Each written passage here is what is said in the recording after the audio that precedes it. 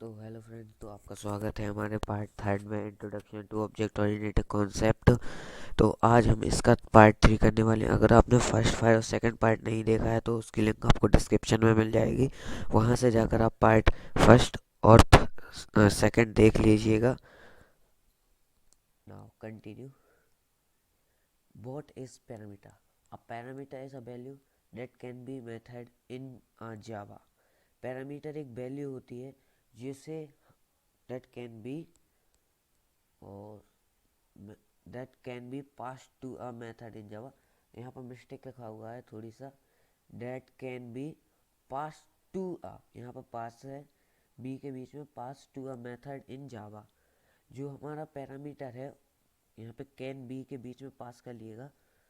जो method parameter है वो हमारी वैल्यू मेथड में पास करता है, जैसे कि यहाँ पर इंट आई और इंट वाई, ये दोनों यहाँ पर पैरामीटर हैं। यहाँ पर हमने एक वैल्यू दी है तो इंट आई की वैल्यू बस जाएगी अंदर, और ये वैल्यू इंट आई की है वो पास हो जाएगी अंदर मेथड के। इसे कहते हैं हम पैरामीटर। इसमें लेकिन प्रोग्राम में एरर आएगा क्योंकि हमने दूसरी वैल्यू नहीं दी है। अगर डिफ़ॉल्ट में जाता है तो 0 आ जाती है और आंसर 67 आ जाएगा। अगर डिफ़ॉल्ट में जाती है नहीं तो एरर आएगा। आई थिंक दैट आपको क्लियर हो गया व्हाट इज पैरामीटर। एक ऐसी वैल्यू जो कि हमारे मेथड के में पास होती है एग्जीक्यूशन के समय, जो कि हमने नीचे ऑब्जेक्ट क्रिएशन में उसकी वैल्यू दी हुई होती है। Second, conditional constructor. What is a conditional constructor? हम conditional constructor often a program may be required to causes the flow of execution not to advance। कभी कभी हमें क्या होता है कि प्रोग्राम में हमें एक सीक्वेंस में जाना होता है। कभी कभी स्टेटमेंट है उस सीक्वेंस में देते होते हैं, और हमें कभी कभी कंडीशन या फिर कभी कभी linear what we can say linear sequence में। लेकिन कभी कभी हम जैसे प्रोग्राम बनाते हैं तो हम लीनियर सीक्वेंस में बनाते हैं। अगर हमें कुछ स्टेटमेंट हमें अलग करने हैं कभी कभी प्रोग्राम में। देखिए, जैसे हमने एक प्रोग्राम बनाया, उसमें हमें एक कंडीशन दी, दूसरी कंडीशन, अगर कंडीशन दे के करना हम सीधा सीधा बना देते। अगर हमें कंडीशन दे के करना है तो हम सिलेक्शन का यूज करेंगे। इसी तरह हम इटरेटिव का यूज करना है तो हमें इसमें एक साथ प्रिंट कराने के लिए या फिर किसी चीज़ को एग्जीक्यूट करने के लिए लूप लगाकर तो हम इटरेटिव करें। और जंप का यूज हम तब करते हैं जब हमें 20 से कोई वैल्यू को नहीं करवाना होता, डायरेक्ट दूसरी वैल्यू पे पहुंचना होता है। आगे हम इसको और क्लियरली समझते हैं। Selection statement allow the selection executive of the statement by enabling the decision and subsequent selection of a sum of the several possible action। जो हमारा सिलेक्शन स्टेटमेंट है वो मेन काम क्या है उसका? मेन काम उसका ये है कि जब भी हम प्रोग्राम बनाते हैं तो प्रोग्राम में हम एक या दो कंडीशन देते हैं।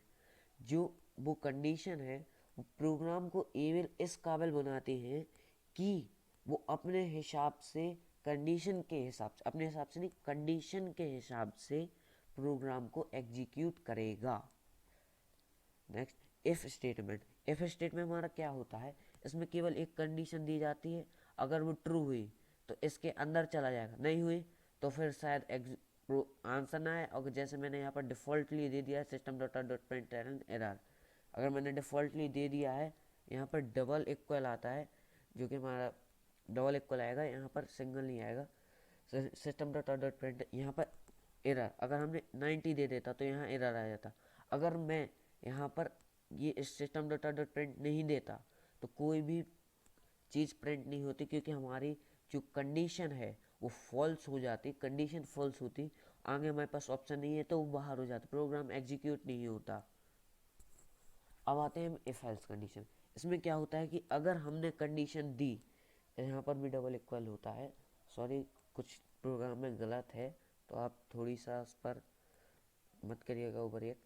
तो हाँ, तो हम यहाँ पर थे कि कभी कभी हम प्रोग्राम में इफ़ तो देते हैं, जैसे पिछले स्टेटमेंट में सिस्टम डॉट डॉट प्रिंटलन में दे दिया था, वो अगर मैं नहीं देता तो उसके आगे एग्जीक्यूट नहीं होता है।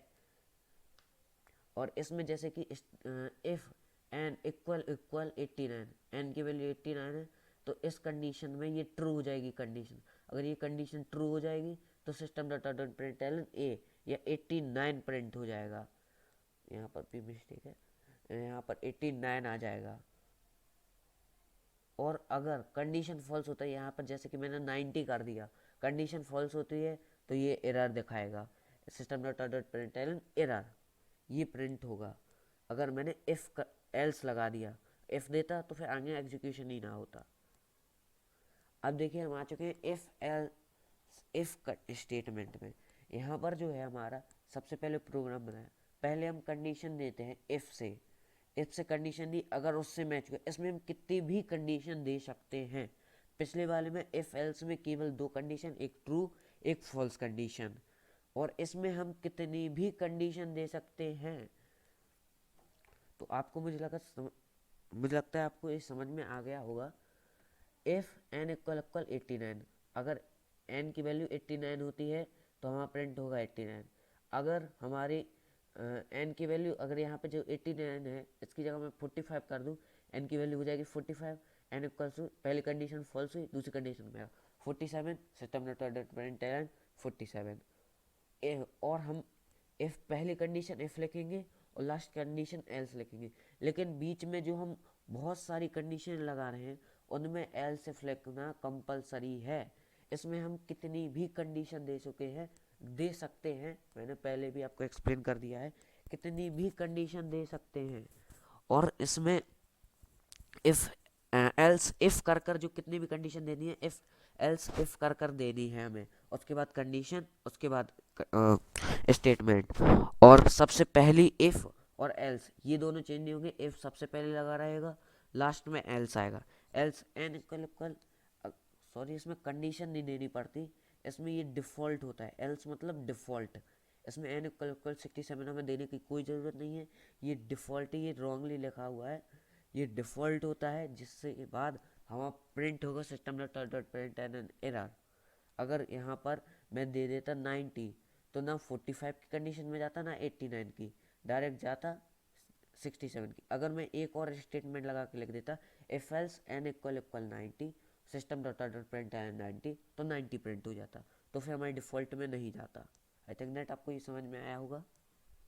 नेक्स्ट स्विच स्टेटमेंट, जैसे कि आपको इसमें समझ में आया, स्विच स्टेटमेंट मतलब ये भी उसी तरह के स्टेटमेंट है जैसे इफ एल्स होता है, बस इससे थोड़ी सा डिफरेंस होता है। इसमें पहले ऑपरेटर होगा, सॉरी एक चीज़ इसमें मिस्टेक है, ये है, ये चीज़ मिस्टेक है यहाँ पर कि जो एन है यहाँ पर एन ना होकर ओपी होना चाहिए था, तो हमारे यहाँ पर ओपी होगा। तो ओपी होने के कारण यहाँ पर प्लस प्लस, अगर हमने यहाँ पर कंडीशन प्लस दी, यहाँ एन की जगह आप ओपी कर और 4 ओपी किएगा, 4 ओपी, इंट एन को काट कर 4 ओपी।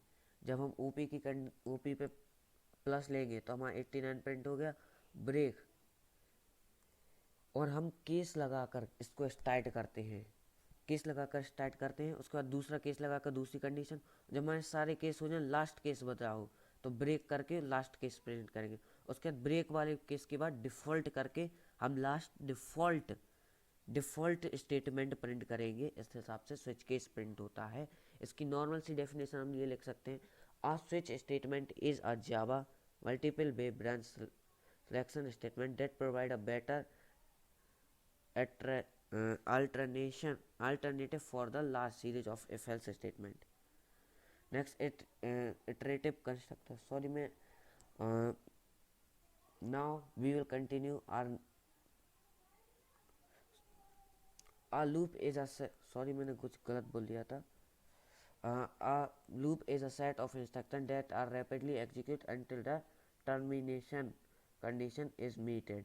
एक लूप होती है वो तब तक चलती है जब तक उसकी टर्मिनेशन ना आ जाए, तब तक वो एग्जीक्यूटेड होती रहेगी रैपिडली, जब तक उसकी टर्मिनेशन कंडीशन ना आ जाए। और लूप में हमेशा 4 स्टेप होते हैं, इनिशियलाइजेशन, एग्जीक्यूशन और एग्जीक्यूशन ऑफ स्टेटमेंट, और टेस्ट करना, increment decrement. So I think that आपको पूरी जितना मैंने एक्सप्लेन किया उतना समझ में आया होगा। वी विल कंटिन्यू हम आगे कंटिन्यू करेंगे नेक्स्ट वीडियो में। Thank you.